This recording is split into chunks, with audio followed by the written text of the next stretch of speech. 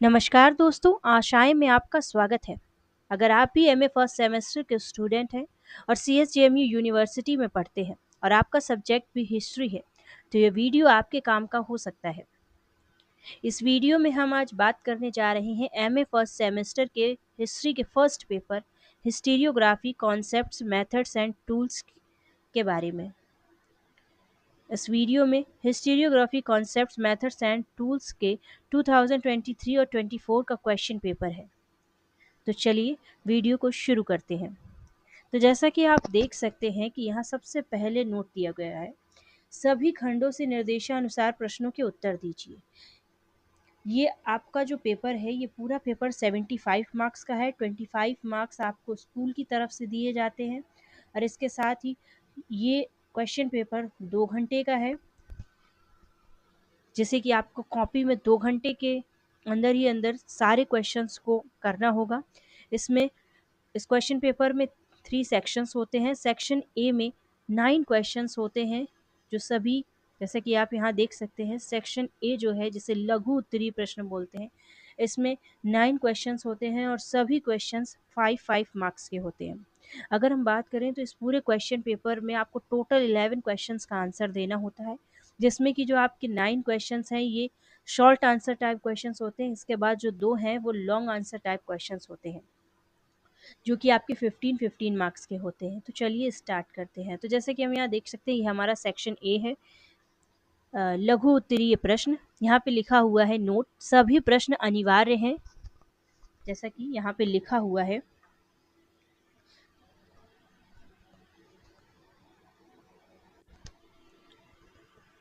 यहाँ पे लिखा हुआ है सभी प्रश्न अनिवार्य हैं, प्रत्येक प्रश्न 5 अंक का है। ठीक है, तो यहाँ पे आपको सारे ही क्वेश्चंस का आंसर देना होगा।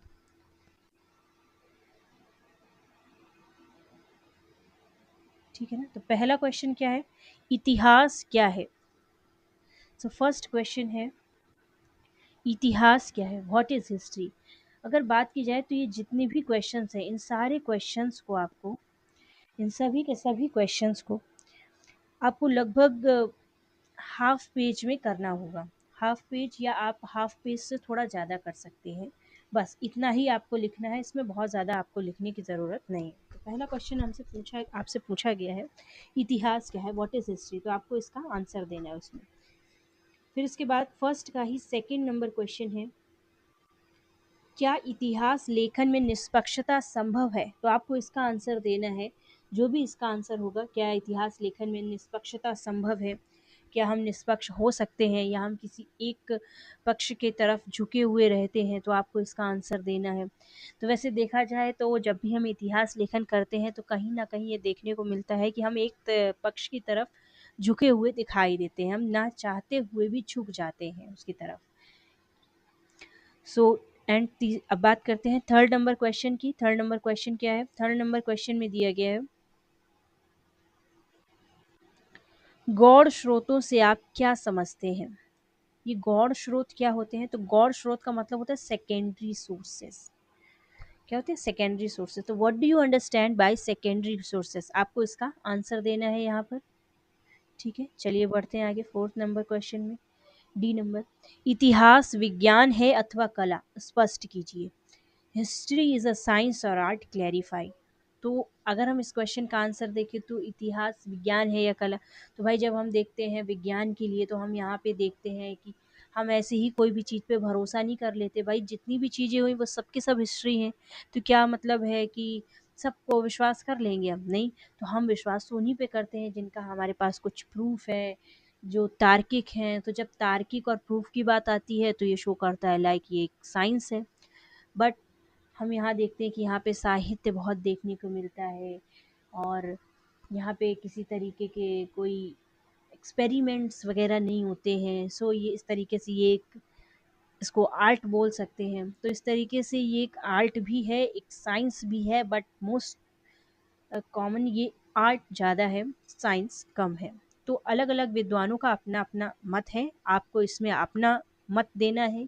क्या है, इतिहास विज्ञान है या कला है, उसको स्पष्ट करना है। वैसे बेसिकली ऐसे क्वेश्चंस में आपको दोनों के लिए ही लिखना होता है और लास्ट में जब आप कंक्लूजन लिखते हो देन तब भी आपको यही बताना होता है कि ये इतिहास विज्ञान भी है, कला भी है, ऐसे क्वेश्चंस को इसी तरीके से टैकल किया जाता है। तो चलिए अब नेक्स्ट क्वेश्चन को देखते हैं। सॉरी, इतिहास में, तो नेक्स्ट क्वेश्चन हमारा क्वेश्चन नंबर ई क्या है, इतिहास में राष्ट्रवादी दृष्टिकोण को समझाइए। Explain the view of history towards nationalism. इतिहास में राष्ट्रवादी दृष्टिकोण को समझाइए। ये सारे क्वेश्चंस को आप बहुत ही इजीली कर लेंगे जब आप इसके सिलेबस को पढ़ेंगे, बहुत इजी है, तो आप बहुत ही इजीली इसको कर पाएंगे, ठीक है ना। नेक्स्ट क्वेश्चन क्या है, सो नेक्स्ट क्वेश्चन इज इतिहास दर्शन का अर्थ स्पष्ट कीजिए। Clarify the meaning of philosophy of history. ठीक है। नेक्स्ट क्वेश्चन, अबुल फजल का इतिहासकार के रूप में मूल्यांकन कीजिए। Evaluate Abul Fazal as a historian. जैसा कि आप जानती हैं कि अबुल फजल जो थे उन्होंने अकबरनामा लिखी हुई है, और ये अकबर के नौरत्नों में से एक थे। तो इनका एक इतिहासकार के रूप में इनका मूल्यांकन करना है, ठीक है ना। नेक्स्ट क्वेश्चन, एच नंबर, आधुनिक इतिहास लेखन कला पर एक संक्षिप्त टिप्पणी लिखिए। क्या है, आधुनिक इतिहास लेखन कला पर एक संक्षिप्त टिप्पणी लिखिए। Write a short note on the modern historiography. जो मॉडर्न हिस्टीरियोग्राफी इतिहास लेखन है उसके बारे में आपको एक छोटा सा लिख देना है, ठीक है। नेक्स्ट क्वेश्चन, सबाल्टर्न दृष्टिकोण के पक्ष विपक्ष में मत प्रस्तुत कीजिए। Give positive and negative views about subaltern approach. Subaltern approach के बारे में आपको पॉजिटिव भी और नेगेटिव दोनों तरीके के व्यू आपको देने हैं यहाँ पे, ठीक है ना। ठीक है, सो नेक्स्ट हमारा सेक्शन बी है, लेकिन सेक्शन बी की तरफ आगे बढ़ने से पहले मैं आपको एक चीज़ बताना चाहती हूँ कि आपको किस तरीके से यहाँ पे लिखना चाहिए। तो आपको जब भी आप जैसे लिखते हैं, तो जैसे मैंने कहा ये है जैसे आपका सेक्शन ए, तो आपको क्या करना है, कॉपी में अपनी कैसे लिखना है। जैसे मान लीजिए ये आपकी पूरी एक कॉपी हो गई, ठीक है, ब्लैंक है ये, मैंने मान लिया ये आपकी एक कॉपी है।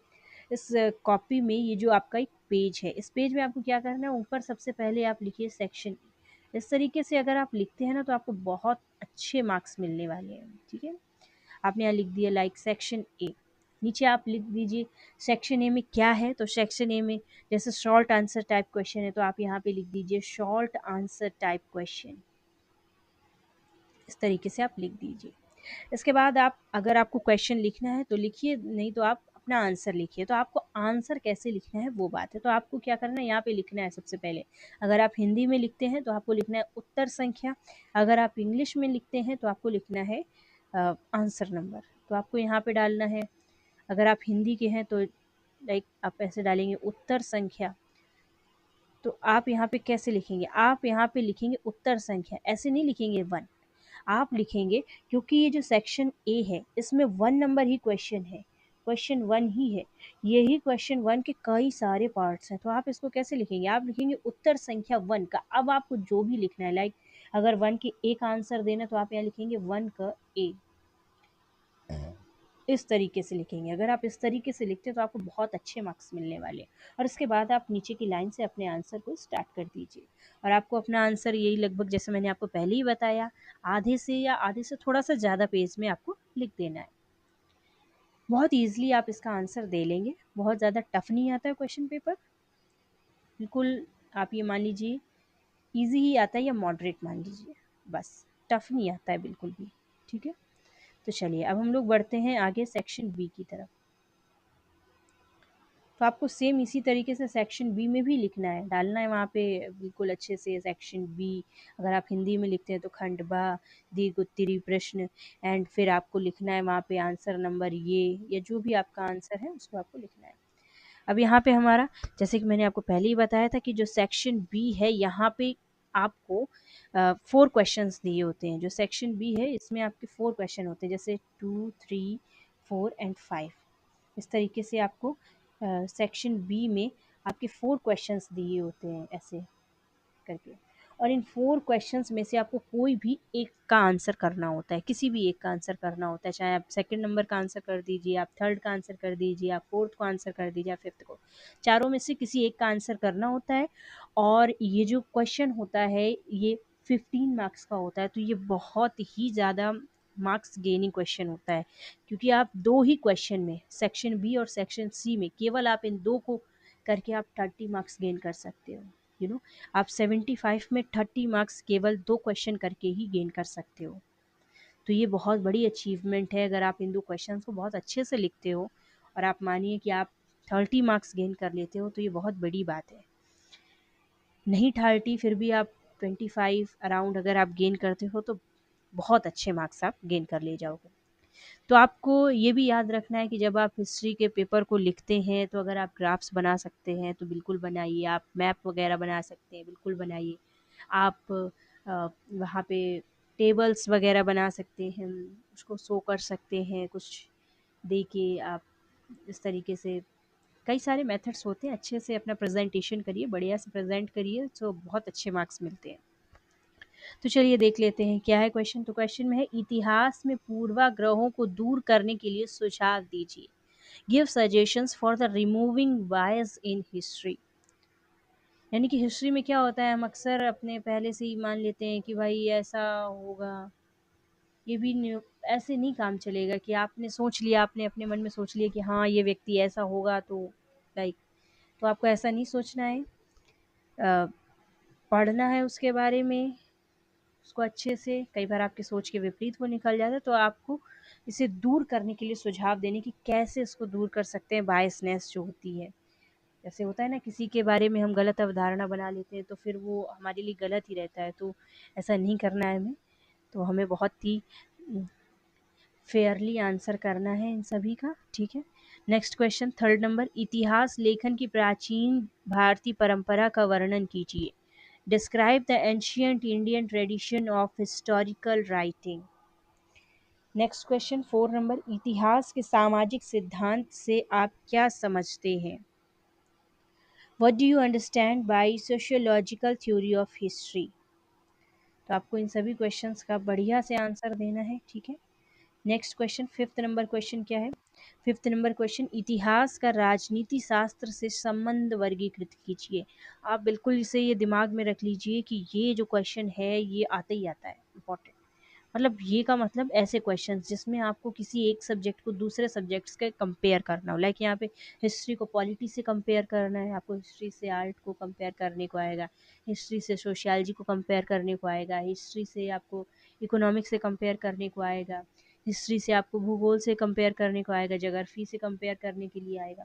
तो ऐसा एक क्वेश्चन आपको ज़रूर से ज़रूर दिखाई देगा, तो ऐसे क्वेश्चन ना आप बिल्कुल से तैयार कर लीजिएगा, बहुत फंसता है, तो 15 मार्क्स दे जाएगा यूं ही, तो बहुत इंपॉर्टेंट हो जाता है इस तरीके से ये। तो जैसे कि मैंने आपको पहले ही बताया कि आपको इनमें सारे क्वेश्चन नहीं करने हैं, इन चारों में से किसी एक का आंसर करना है और आप 15 मार्क्स पा ले जाओगे।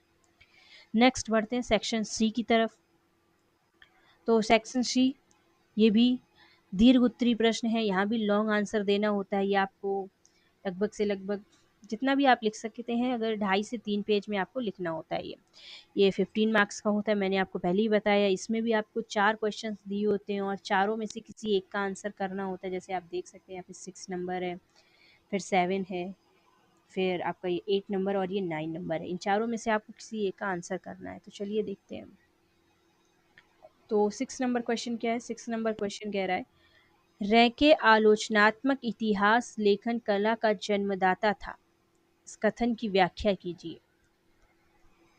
Recke was the founder of critical historiography. Define this statement. तो आपको रेके के बारे में लिखना है, और आलोचनात्मक इतिहास लेखन कला का जन्मदाता इसको कहा जाता है, तो इसके बारे में आपको व्याख्या करनी है, ठीक है। 7th नंबर क्वेश्चन है, ऐतिहासिक साक्ष्यों और इतिहासकारों के संबंधों की समीक्षा कीजिए। Analyse the relationship between historical evidence and historians. आपको इसका आंसर करना है। नेक्स्ट क्वेश्चन क्या है। तो हमारा नेक्स्ट क्वेश्चन है, इतिहास में शोध विधि। इतिहास में शोध विधि के महत्व को समझाइए। Discuss the importance of research methodology in history. मुझे लगता है अगर आप इस क्वेश्चन को तैयार कर लेते हैं तो ये आपके लिए फोर्थ सेमेस्टर में बहुत लाभदायक होने वाला है। जब आप रिसर्च प्रोजेक्ट पेपर अपना बनाओगे तो आपके लिए बहुत हेल्पफुल हो जाएगा, तो इसको आप तैयार कर लीजिएगा। इसके बाद EH कार के इतिहास संबंधी विचारों को स्पष्ट कीजिए। Initiate the views of EH Carr on history. तो इस तरीके से आपके ये सारे के सारे क्वेश्चंस हो गए। और अगर आपको ये वीडियो बिल्कुल भी हेल्पफुल लगी है तो आप चैनल को सब्सक्राइब करें एंड शेयर ज़रूर करें।